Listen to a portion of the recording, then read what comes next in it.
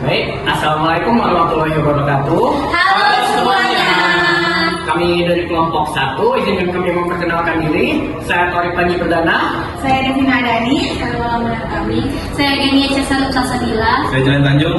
Kami akan menjelaskan outline video kami, yaitu bagaimana globalisasi ini dapat mempengaruhi pertumbuhan dan pemerataan. Untuk kejelasan videonya dan penjelasan lebih lanjutnya akan kami lanjutkan di sesi berikutnya. Globalisasi kini masuk era digital. Kalau dulu ditandai dengan perdagangan barang dan jasa, sekarang teknologi informasi jadi penggerak utama. Terutama di Indonesia mengalami lonjakan pesat dalam ekonomi digital. Nilainya sudah tembus 77 miliar dolar Amerika Serikat dan diprediksi mencapai 130 miliar pada tahun 2025. Startup besar seperti Gojek, Tokopedia, Shopee, dan Traveloka jadi bukti yang setelah transformasi ini.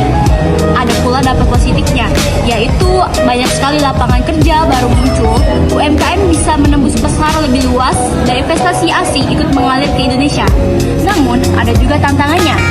Ada tantangannya juga besar seperti ada ketimpangan akses internet antara kota dan desa, pekerja GIG, ekonomi tanpa perlindungan sosial, serta dominasi perusahaan besar yang bisa menciptakan monopoli. Nah, singkatnya, globalisasi digital membawa peluang besar tapi juga tantangan. Tugas kita adalah memastikan manfaatnya bisa dirasakan merata oleh seluruh masyarakat. Selanjutnya akan membahas bab 2, yaitu sisi positif globalisasi sebagai penggerak ekonomi digital.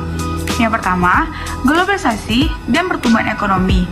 Globalisasi digital membuka pasar yang lebih terbuka dan kompetitif, menciptakan peluang besar bagi Indonesia untuk meningkatkan pertumbuhan ekonomi. Ekonomi digital Indonesia diproyeksikan akan meningkat signifikan pada tahun 2025 dengan sektor seperti Gojek dan Tokopedia yang menunjukkan bagaimana teknologi dapat memacu pertumbuhan ekonomi. Yang kedua, yaitu adalah penciptaan lapangan kerja baru. Globalisasi digital menghasilkan lapangan kerja baru, khususnya di sektor teknologi. Startup seperti Gojek dan Grab telah menciptakan peluang kerja di bidang yang lebih fleksibel dan inklusif, membantu mengurangi pengangguran, terutama di perkotaan. Yang ketiga adalah pemberdayaan UMKM dan akses pasar global. Platform e-commerce seperti Tokopedia dan Shopee memungkinkan UMKM untuk menjual produk mereka ke pasar nasional dan global dan memperluas jangkauan pasar mereka.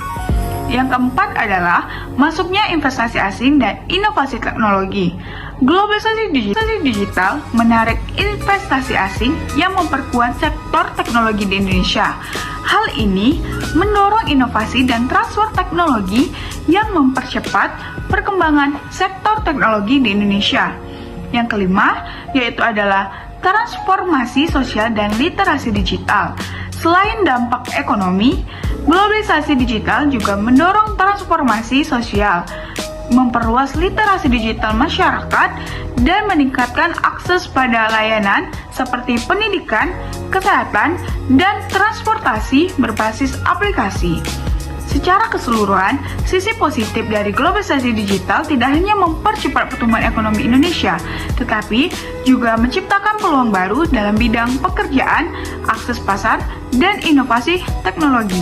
Halo semua, di balik cerita tentang startup dan ekonomi digital yang lagi booming di Indonesia, ada sisi globalisasi digital yang jarang kita bahas. Pertumbuhan ini memang keren, tapi dampak negatifnya juga nyata dan bikin ketimpangan makin lebar kalau tidak diantisipasi. Salah satu dampak negatif paling jelas adalah ketimpangan akses teknologi dan internet. Kota-kota besar seperti Jakarta, Bandung, Surabaya sudah menikmati layanan digital lengkap dengan internet cepat. Sedangkan di daerah-daerah di kawasan timur Indonesia seperti Papua dan Maluku masih kesulitan mendapat akses internet yang layak. Oke, jadi di part 4 ini membahas studi kasus ekonomi digital Indonesia dalam arus globalisasi. Nah, jadi pertumbuhan ekonomi digital di Indonesia sangat pesat dengan nilai lebih dari 80 miliar USD pada tahun 2023 yang didorong oleh e-commerce, transaksi daring, dan layanan keuangan digital. Jadi, fenomena ini melahirkan paradoks globalisasi. Nah, ekonomi digital berhasil menciptakan pertumbuhan tinggi, tapi tidak selalu diikuti pemerataan kesejahteraan. Nah, dari posisi positifnya, lahirnya startup unicorn seperti Gojek, Tokopedia, membuka jutaan lapangan pekerjaan serta memberikan peluang bagi UMKM. Nah, untuk menembus di pasar nasional dan globalisasi melalui platform e-commerce ini, masuknya investasi asing yang memperkuat infrastruktur teknologi, mempercepat adopsi pembayaran digital, terus dan meningkatkan literasi keuangan. Nah, kontribusi sektor ini juga semakin besar terhadap PDB nasional sehingga memperkuat Indonesia dalam rantai pasar global. Nah, ada juga sisi negatifnya itu, yang pertama tuh kesenjangan digital antara kota besar dan daerah terpencil yang belum memiliki akses internet memadai. Yang kedua itu dominasi perusahaan seperti Shopee, Tokopedia, dan Lazada menciptakan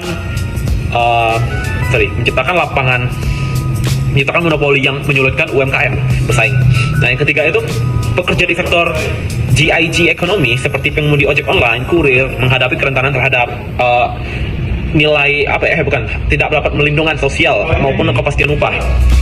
Jika kita bandingkan negara lain seperti di Vietnam, Indonesia itu menghadapi tantangan yang lebih kompleks. Vietnam memasang pasarnya lebih kecil, tetapi pemerintahnya lebih aktif membangun infrastruktur digital sehingga aksesnya itu lebih merata. Jadi hal ini menunjukkan bahwa pertumbuhan ekonomi digital tidak hanya ditentukan oleh besarnya pasar, tetapi juga strategi pemerataan yang dijalankan Jadi negara. kesimpulannya adalah globalisasi digital telah membawa perubahan besar bagi Indonesia. Kehadirannya mempercepat pertumbuhan ekonomi lewat startup, memperluas pasar UMKM, serta menarik investasi asing yang memperkuat teknologi.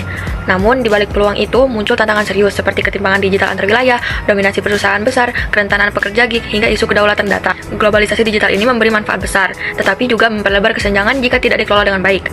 Karena itu, Indonesia harus membangun infrastruktur digital yang merata, memperkuat regulasi, melindungi pekerja, serta memberi ruang bagi UMKM agar pertumbuhan ekonomi tidak hanya cepat, tetapi juga adil dan berkelanjutan. Jadi sekian penjelasan singkat dari kami. Kurang lebih mohon maaf apabila ada kesalahan. Thank you for watching.